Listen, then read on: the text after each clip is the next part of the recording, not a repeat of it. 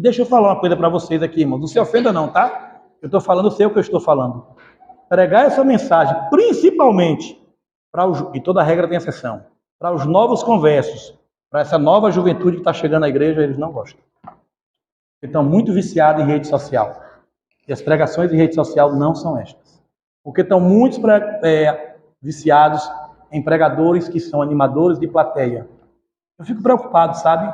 Quando eu vejo alguns pregadores e às vezes quer falar muita linguagem dos jovens, e ultrapassa um pouquinho, e às vezes brinca muito aqui na frente, e conta muita anedota, e conta muita piada, piada que eu falo assim, coisas engraçadas, e aí a juventude ri muito, a igreja dá risada, e a gente fica esperando a Bíblia, né?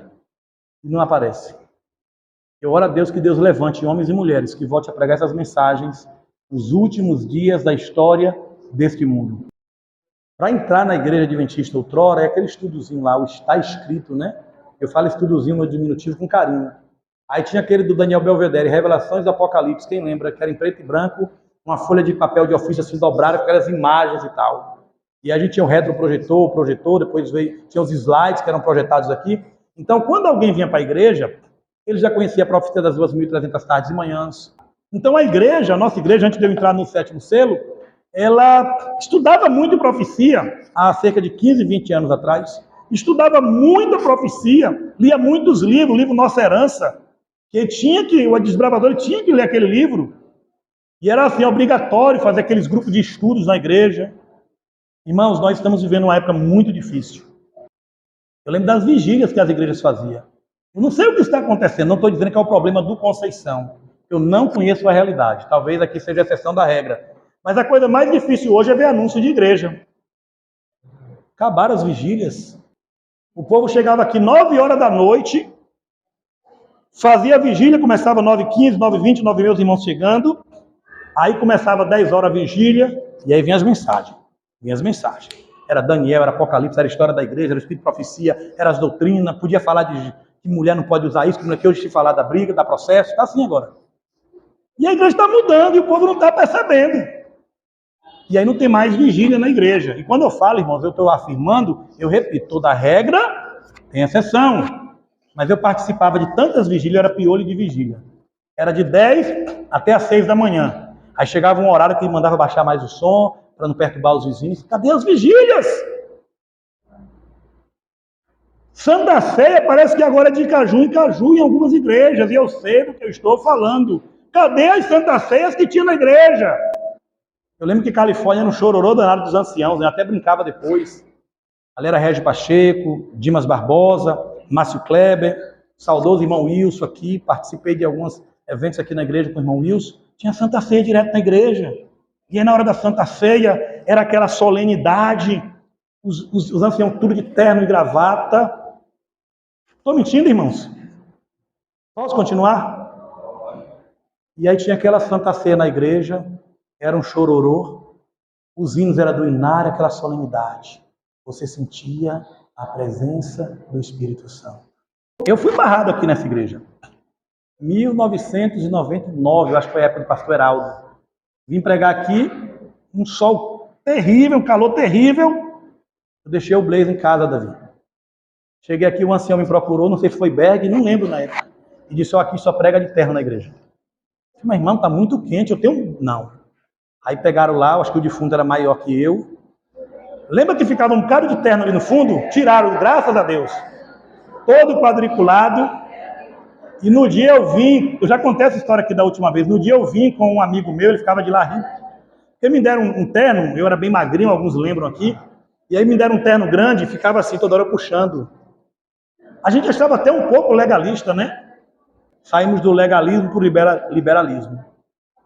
Porque agora é comum vir para cá de qualquer jeito.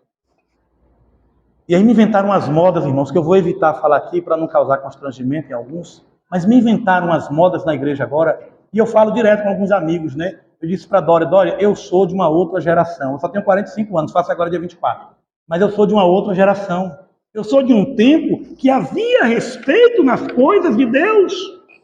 Mas eu sou de um tempo que fazia aquela plataforma e o ancião ficava ali, procurando quem ele fala. Já é uma dificuldade para fazer plataforma? Sim ou não, irmãos? porque tinha que ser o mais bem vestido. Agora o povo vem para cá, para frente de qualquer jeito.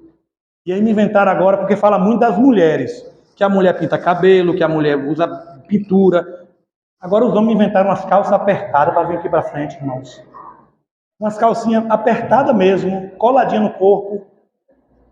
A sua não está apertada não, Davi, fique tranquilo. A sua está folgada. Eu tenho visto isso, irmão. Estou assim, até meio cômico, mas é a verdade. Se perdeu o respeito com as coisas santas da igreja. E o povo está vindo aqui para frente, de qualquer jeito, ancião não pode falar nada, pastor não pode falar nada, porque os próprios líderes, muitas vezes, não têm moral para falar. Minhas irmãs, eu vou dar um conselho para vocês agora. Cuidado com o que você posta em rede social. Você vai para a praia, alguns tipos de vestimentas que não condizem com a cristã, deixe lá na praia. Eu tenho entristecido e às vezes eu tenho clamado a Deus, eu já tive vontade de parar de pregar. Porque às vezes eu sou mal compreendido, mas eu sei do que eu estou falando, que eu estou vivendo isso, eu tenho visto. Porque mudou, irmãos. E isso deve incomodar os pregadores. Isso deve incomodar os pastores. Isso deve incomodar a liderança da igreja. Já eu entro no 7º selo. Eliseu está passando nas ruas, a sunamita chama o seu esposo e diz assim: ei, aquele que passa por nós é o quê? Um santo homem de Deus. Quando você passa na rua, o que as pessoas falam? Ali vai um homem de Deus. Ali vai uma mulher de Deus. E a gente tem muitos pregadores frouxos que não têm coragem de pregar mais essas mensagens, porque o povo só convida àquela vez. Vai me convidar de novo, né, Loura? Me convide, tá? E eu faço parte desse problema. Eu não estou dizendo para você que por eu estar falando isso, Evaldo, eu estou fora, não é uma briga para mudar a alimentação. Essa mensagem é para mim. Deus tem me incomodado. Mudar a alimentação é fácil, irmãos? Não é não. Mudar as nossas vestes. Mas Deus está chamando homens e mulheres para um revivamento e uma reforma. Líderes da minha igreja, olha para cá agora, meus líderes. A Bíblia diz que se alguém não sabe governar a própria casa, não pode governar a igreja de Deus. Então, quando você vem à igreja, não esqueça, você não está indo para um clube social. Você não está indo para a praia, você está indo para a casa de Deus. E existem lugares, eu não estou dizendo aqui que gravata vai me levar para o céu, que não é isso. Mas quando você é convidado para uma formatura, eu lembro quando me formei em Direito na Unime, todo mundo padrão, terno, gravata e camisa vermelha. Era padrão. Vamos tirar foto na praia, todo mundo de branco, parecendo um monte de pai de santo. Era padrão.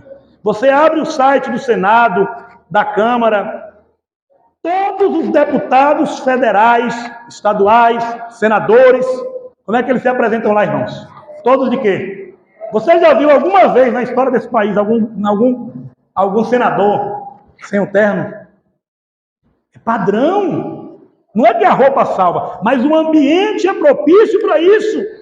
Quando você é convidado para ser padrinho de um casamento, se você quiser seguir a etiqueta, você vai de terno, gravata, você vai com o seu melhor vestido, você vai composta. Mas aqui agora os calças apertados estão vindo de qualquer jeito. E a igreja tem líderes frouxos porque não tem coragem de falar. Mas não podemos mais falar sobre isso. Aqui está a história de homens que deram a sua vida para que hoje nós tivéssemos um templo como esse, com ar-condicionado, com retroprojetor, com TV, com recursos de filmagens. Porque esses homens aqui, irmãos, a Bíblia diz que eram homens dos quais o mundo não era digno. Eu tenho vergonha quando eu vejo algumas fotos de minhas irmãs no Instagram e no Facebook. Porque não condiz com o que você prega aqui na frente. E eu tenho me policiado com isso. Faça uma varredura hoje e veja se aquelas fotos que você postou está condizendo com o seu nome de cristã, de adventista do 7º dia. Ou é ou não é. Ou se veste como um cristão e vem aqui para frente, ou fique aí sentado. Mas tem que ter respeito com a casa de Deus. Testemunho Seleto, volume 1, 196, é a página de White, diz assim: Deus e os anjos têm sido desonrados pela maneira irreverente com que alguns crentes se portam em algumas igrejas. Se tivessem os olhos abertos, veriam os anjos adotando os pensamentos, palavras e ações. Tem anjos anotando a sua irreverência. O povo parece que está dentro de casa. Quer vir para a igreja de qualquer jeito. Abertura do 7º selo, Apocalipse 8:1, diz assim: e quando o Cordeiro abriu o 7º selo, houve silêncio no céu por cerca de meia hora. Por que houve silêncio no céu? Apocalipse capítulo 8, versículo 1. E quando o Cordeiro abriu o 7º selo, houve silêncio no céu por cerca de meia hora. Mudamos, irmãos, mudamos. Perdemos sim a nossa identidade. Perdemos sim a nossa identidade. Não tem mais como diferenciar um adventista do 7º dia, muitas vezes, com uma pessoa que não serve a Deus. Falamos como o mundo, comemos como o mundo, andamos como o mundo, vestimos como o mundo. Nós queremos ir para o céu. Repito, muita coisa que eu falei aqui se enquadra na minha pessoa. Eu tenho pedido misericórdia a Deus. E às vezes quando eu vou pregar, eu fico fazendo aquele exame de consciência. Eu pequei nisso, eu preciso mudar nisso. Tem misericórdia de mim, Senhor. Eu acredito que haverá um reavivamento na igreja. Ellen White morreu pedindo um reavivamento, uma reforma. E eu acredito que vai haver uma reforma, que vai haver uma sacudidura. Meu irmão, nós fomos chamados para ser diferentes. E agora João vê, e aqui eu encerro a minha fala, e ele diz assim: quando o Cordeiro abriu o 7º selo, houve silêncio no céu por cerca de meia hora. Sabe por que houve silêncio no céu? Porque Mateus 24, Jesus disse que ele virá com todos os anjos. Todos. Sabe o que é todos? Todos. Literalmente todos. Então, se Davi, se Jesus vem com todos os anjos, quem vai ficar no céu? Ninguém. Então haverá o que no céu? Um silêncio por quase meia hora.